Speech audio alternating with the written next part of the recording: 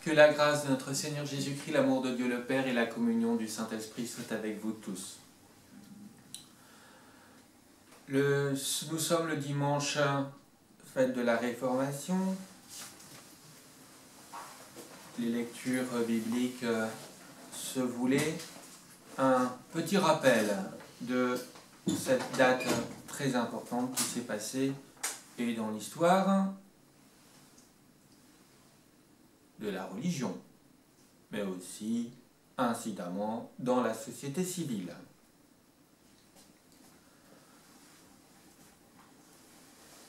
Le texte est du pasteur Poirier. C'est plus...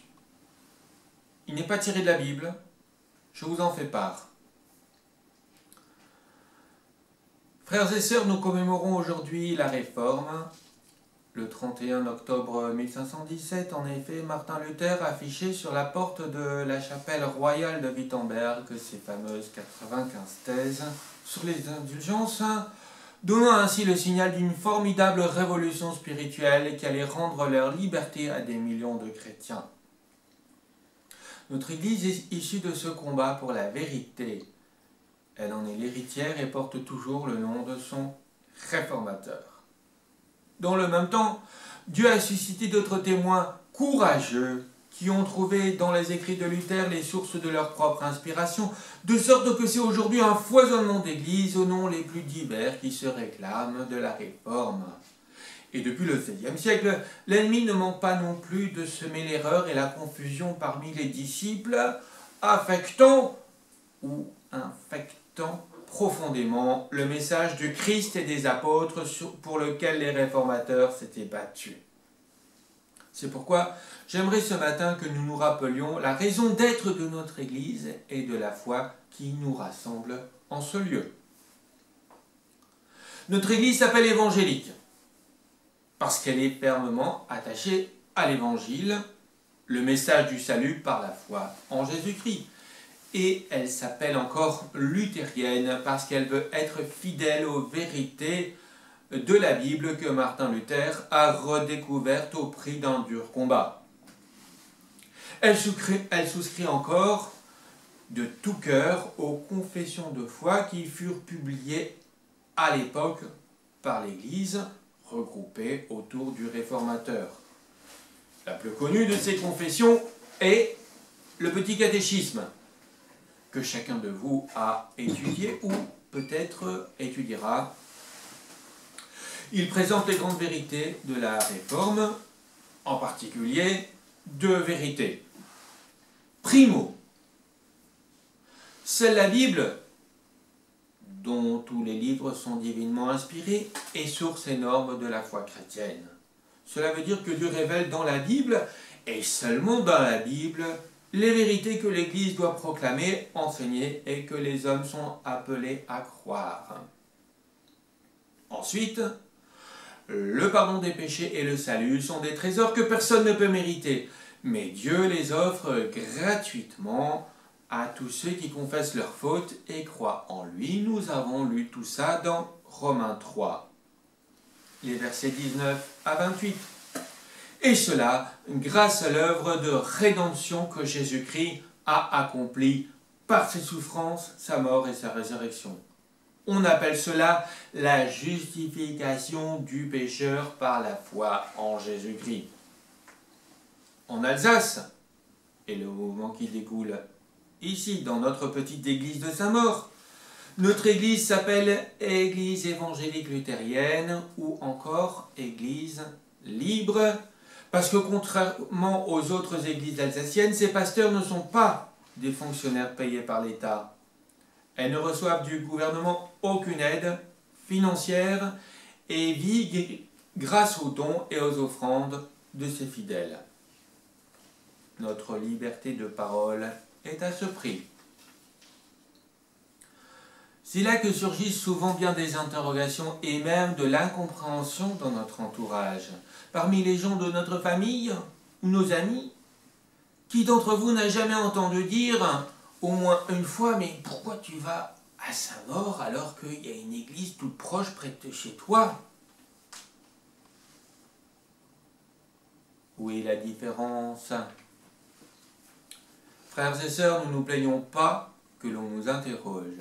Il y a tellement de familles ou de cercles d'amis, est-ce de vrais amis, pour lesquels la religion est un sujet tabou, c'est-à-dire un sujet que l'on n'aborde pas car on sait bien qu'il peut très vite dégénérer.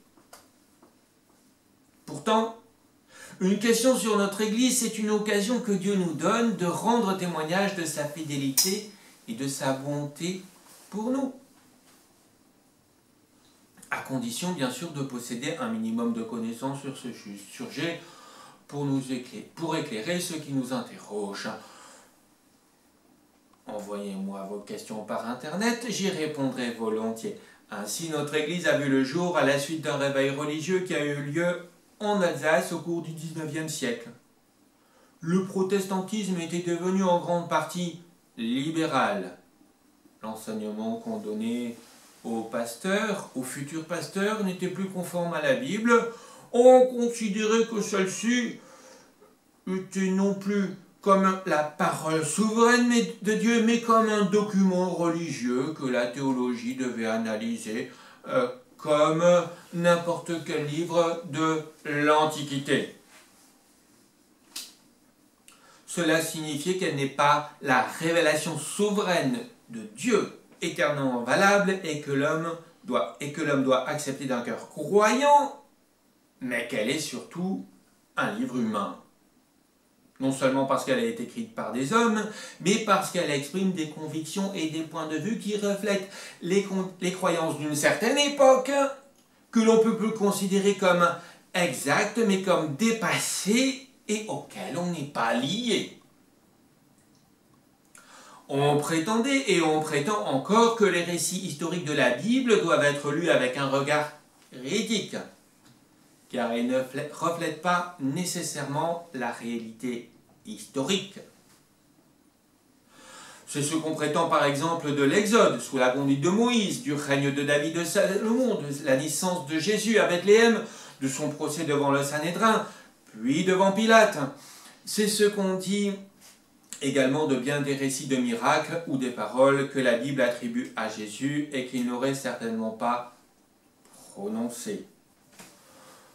Il faut quand même reconnaître au droit que l'archéologie a apporté énormément de choses à la lecture confessante de la Bible. On enseignait aussi au XVIIIe et XIXe siècle, et on enseigne aussi encore dans beaucoup des séminaires, qu'il y a dans la Bible des affirmations doctrinales auxquelles l'homme moderne ne peut plus guère croire, telles que la naissance virginale, c'est-à-dire l'affirmation que Jésus a été conçu du Saint-Esprit et qu'il est né de la Vierge Marie. Nous l'avons lu tout à l'heure. Des doctrines fondamentales comme le péché originel, la nécessité d'une rédemption, la divinité du Christ, le fait qu'il est mort sur la croix pour expier les péchés du monde, sa résurrection corporelle, l'existence d'un enfer, la nécessité d'une foi personnelle en Christ pour être sauvé, toutes ces doctrines et beaucoup d'autres sont à remettre en cause car elles sont ouvertement rejetées. Rares sont les prédicateurs qui annoncent clairement que le péché condamne l'homme et que seule la foi en Christ le sauve. Que le christianisme n'est pas une religion parmi d'autres, mais que l'évangile doit être annoncé dans le monde entier, parce que Jésus-Christ est lui seul et le seul chemin qui conduit à la vie éternelle. Il existe aussi de graves questions d'éthique ou de morale pour lesquelles beaucoup d'églises ne se fondent plus tout simplement sur ce qu'enseigne l'Écriture sainte. On déclare ainsi que cet enseignement est tributaire de son temps et qu'il ne faut pas trop le prendre à la lettre. Mentionnons à titre d'exemple ce que l'Écriture enseigne concernant la sexualité, le mariage, le divorce, l'avortement et l'orientation qu'elle nous donne dans les débats modernes sur l'euthanasie et la bioéthique. Voilà les raisons pour lesquelles des chrétiens avaient décidé au cours du XIXe siècle et au début du XXe de quitter l'Église dans laquelle ils avaient été baptisés et confirmés et dans laquelle ils avaient grandi. Ils ont fondé des paroisses indépendantes qui se sont par la suite réunies pour constituer notre synode. Ça a été un mouvement européen qui, entre autres, ont contribué à la fondation du synode de Missouri. Beaucoup de chrétiens luthériens avaient même décidé d'émigrer et d'installer dans les pays du Nouveau Monde. Ils ont ainsi, en toute liberté, fondé des paroisses où on leur proclamait un évangile qu'ils ne pouvaient plus entendre dans leur pays d'origine. Ces chrétiens étaient animés par un souci de fidélité à l'Écriture sainte et ne voulaient pas être le complice de fausses doctrines. Ils avaient surtout besoin d'entendre autre chose qu'une bonne morale. Ils ne voulaient pas d'un message qui leur promet le salut à ceux qui s'efforcent de vivre honnêtement en faisant preuve de bonté et de générosité. Ils avaient soif du salut car ils se savaient pécheurs comme tous les hommes. Ils savaient aussi que l'homme ne peut se tenir en présence de Dieu que si Dieu lui pardonne ses fautes. Et le pardon passe par Christ et la foi en sa mort rédemptrice. Frères et sœurs,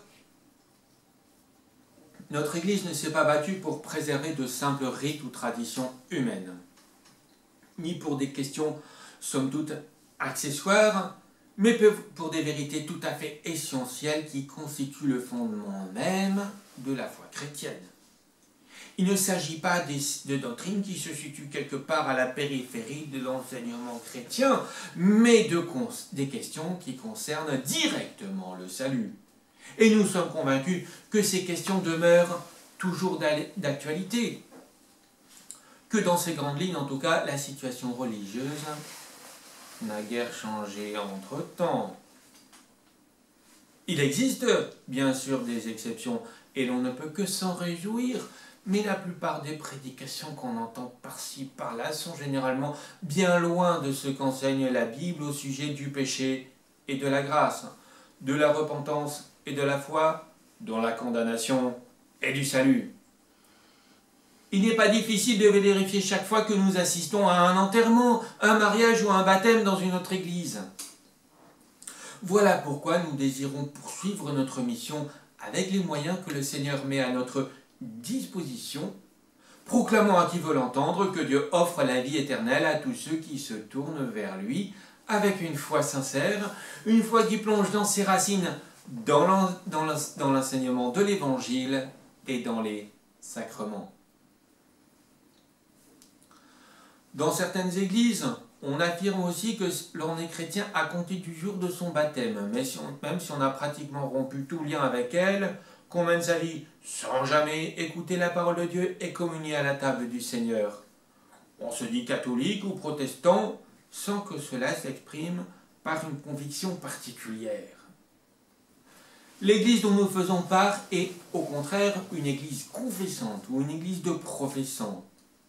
Cela veut dire que nous sommes appelés à confesser et à vivre notre foi en conformité avec ce qu'enseigne la Bible et au contact régulier des moyens de grâce. Cela veut dire aussi que le pasteur est le berger qui prend soin de son troupeau et de chacune de ses brebis que le Seigneur lui a confiées. Il les connaît personnellement.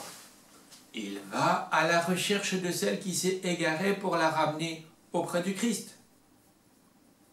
Et tous, nous sommes appelés à persévérer fidèlement dans l'enseignement des apôtres, dans la communion fraternelle, dans la fraction du pain et dans la prière. La participation au repas du Seigneur est toujours un acte de confession et de communion fraternelle. Elle présuppose donc que l'on adhère de tout cœur à l'enseignement de l'Église où l'on va communier. Pour que le sacrement soit une source de bénédiction, il faut aussi qu'il soit reçu d'un cœur repentant et croyant. L'apôtre Paul enseigne en effet que l'on peut recevoir le sacrement pour son jugement. En agissant ainsi, nous n'affirmons absolument pas que notre Église soit l'unique détentrice de la vérité. Remercions le Seigneur de ce que l'Évangile est aussi enseigné ailleurs. Il y a des chrétiens et d'authentiques chrétiens dans toutes les églises où l'on enseigne le Christ Sauveur. C'est pourquoi nous devons être humbles, très humbles dans notre confession, constamment ouverts au partage et au dialogue. Mais nous voulons aussi témoigner de façon claire, ferme et convaincante. C'est pour cela que nous renonçons à toute forme de pratique qui laisserait entendre qu'il y a de la place dans l'Église chrétienne pour des doctrines divergentes et que les différences sont finalement sans importance. Ce qui est conforme à l'Écriture sainte est vrai, ce qui ne l'est pas est faux. L'homme n'a pas le droit de jouer avec les vérités que Dieu a révélées dans la Bible, ni de les ignorer, mais il nous est demandé de les proclamer avec fidélité, dans l'obéissance à Dieu et dans la soumission à l'Écriture sainte, avec beaucoup de gratitude pour le trésor qui nous est confié. Frères et sœurs, les fondateurs de notre Église ont lutté avec beaucoup de courage et d'ardeur au prix de bien des sacrifices. Ils ont enduré l'incompréhension, voire la réprobation de leurs amis, de leurs voisins et parfois des membres de leur propre famille. Ils auraient pu laisser faire, mais l'enjeu était trop important pour eux. Ils savaient, en dernière analyse, qu'il y allait du salut de leur âme. Ils aspiraient au riche pâturage et à l'eau fraîche de l'Évangile. Et ils voulaient léguer à leurs descendants et aux générations à venir une Église qui, au milieu de bien des faiblesses et des lacunes, s'efforce sincèrement d'être fidèle à la parole de Dieu. Voilà la raison d'être de l'Église dans laquelle le Seigneur nous a conduits. À moins que l'on ne me prouve que je suis dans l'erreur, alors je rétracterai, a dit Luther devant Charles Quint. Je vous donne un ordre, prouvez-moi par la Bible que je suis dans l'erreur, alors je rétracterai. Prions Dieu. Dieu plein d'amour et de miséricorde, nous souhaitons partager notre foi dans le monde avec tous ceux qui la professent avec nous. Et que la paix de Dieu qui surpasse toute intelligence garde vos cœurs et vos esprits en Jésus-Christ pour la vie éternelle.